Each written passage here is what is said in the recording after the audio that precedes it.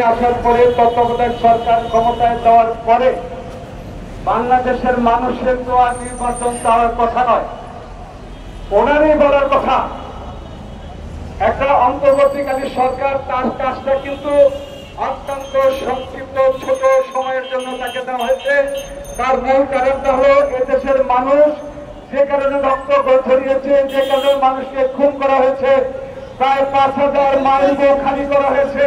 সেই আজকে থেকে 17 বছর আগে আমাদের ছাত্র নেতা বিএনপির সাংগঠনিক সম্পাদক ইলিয়াস আলী থেকে শুরু করে আমাদের এত নেতা কর্মী হত্যা করছে, তার মাত্র একটা মাত্রই কারণ ছিল, সেটা ছিল নির্বাচন। সেটাই নির্বাচন ছিল। বলা হয়েছিল নিরপেক্ষ নির্বাচন, আপনি নির্বাচন দিন।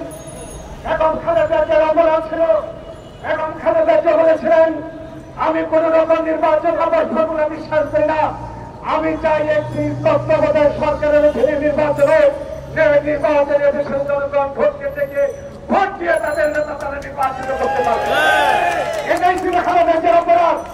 এ কারণে তাকে কারাগারে দেওয়া হয়েছে মিথ্যা হয়েছে, এ কারণেই তার বিরুদ্ধে সাজা দেওয়া হয়েছে। সমস্ত কিছুর মূলে ছিল একটা নির্বাচন। আমাদের দলে ভারপ্রাপ্ত তারেক রহমান, সে বাংলাদেশ আসতে পারে, তার বিরুদ্ধে মিথ্যা মামলা হয়েছিল, তার অপরাধ ছিল।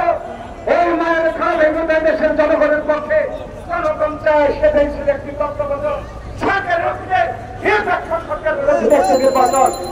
সেই নির্বাচনকে আমাদের ভারপ্রাপ্ত চেয়ারম্যান তারেক রহমানকে নির্বাচনে রাখা হয়েছে। আজকে 17 বছর যাবৎ দেশ আসতে বেড়ায়, কিন্তু তারপরে তার নেতৃত্বের মধ্য দিয়ে এদেশ ঐক্যবদ্ধ হয়েছে। সেই ঐক্যবদ্ধের মধ্য দিয়ে সাধারণ নেতা কর্মীর খুনের মধ্য দিয়ে জুলাই আগস্টের বিপ্লবের মধ্য দিয়ে এই স্বৈরাচার সরকার শেখ হাসিনা পালিয়ে যেতে বদ্ধপরিকর করেছে।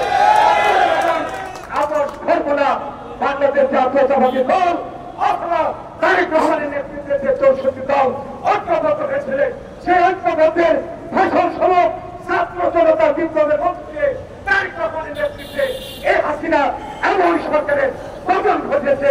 তার মূল কারণ ওই একটা স্লোগান ছিল, এই মুহূর্তে দরকার তত্ত্বাবধায়ক সরকার। আর আজকে আবার সেই স্লোগান বিপরীত কিন্তু অবস্থা গিয়েছে। এই মুহূর্তে দরকার নির্বাচিত সরকার। আপনি একজন সজ্জন ব্যক্তি, আপনি একজন নোবেল পুরস্কার ব্যক্তি। হাসিনা আপনাকে অনেক অপদস্থ করেছে, আপনার নোবেল নিয়ে অনেক হাস্যকর কাজ করছে, আপনাকে সুন্দর বলেছে, আপনাকে দেশপ্রেমী বলেছে, বেগম খালেদা জিয়া আপনাকে আস্থার সাথে গ্রহণ করেছে, আপনাকে সম্বর্ধনা জানিয়েছে। এত কিছুর পরে আপনার বোঝা উচিত জুলাই বিপ্লবের পরে আজকে প্রায় 9 মাস অতিবাহিত হচ্ছে। এই 9 মাস অতিবাহিত হয়েছে আসলে আমাদের নির্বাচন চাওয়ার কথাটা আপনার স্বচ্ছতা থাকলে, এই সরকারের স্বচ্ছতা থাকে, তাহলে আপনারা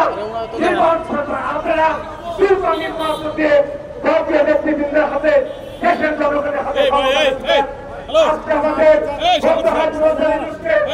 আজকে দেশের অবস্থা অত্যন্ত ভয়াবহ, একটা সংকটকালীন অবস্থা চলছে। নির্বাচন হবে কিনা আজকে আমরা বসতে পারি না, আপনার বসতে হবে। আপনার বিদেশিরা মাঠে নেমেছে, আপনাকে নির্বাচন করতে দিবে না। এই কারণে তারেক রহমান বলেছে এই সরকারকে রক্ষা করতে হবে, এই সরকারের পাশে থাকতে হবে, এই সরকারের মধ্যে দিয়ে নির্বাচনের মধ্যে দিয়ে গণতান্ত্রিক রাষ্ট্র ব্যবস্থা কায়েম হবে। আজকে শেখ হাসিনা পালিয়ে গিয়েছে, কোথায় গিয়েছে? শেখ হাসিনা পালিয়ে গিয়েছে সেখান থেকে অনেকরকম প্রভাকারটা চালানো হচ্ছে, অনেক ষড়যন্ত্র করা হচ্ছে। সেই সমস্ত ষড়যন্ত্র এই তত্ত্বাবধায়ক সরকারের দিয়ে এই তত্ত্বাবধায়ক সরকার যেন নির্বাচন করতে না পারে, দেশটাকে যেন একটা অস্থিতিশীল পরিবেশে তৈরি করতে পারে। তাই বলতে চাই আমাদের সেনাবাহিনীকে ধন্যবাদ জানাই। এই সেনাবাহিনীর প্রধান অথবা সেনাবাহিনী কোন রকম দেশপ্রিয় অথবা কাউকে প্রশ্রয় দেয় নাই, তারা নির্বাচনের কথা বলেছেন। আপনাকে বলবো দ্রুত নির্বাচন দিন, দেশকে রক্ষা করেন, দেশের স্বাধীনতা রক্ষা করেন, দেশের গণতন্ত্রকে রক্ষা করেন। বেগম খালেদা জিয়া অসুস্থ অবস্থায় আছেন, আসুন আমরা বেগম খালেদা জিয়ার জন্য দোয়া করি। আর আমাদের তারেক রহমান যার নেতৃত্বে জাতি ঐক্যবদ্ধ হয়ে এই সৈন্যদের সরকার চালিয়ে যেতে বাধ্য হয়েছে। আপনাদের সবাইকে ধন্যবাদ।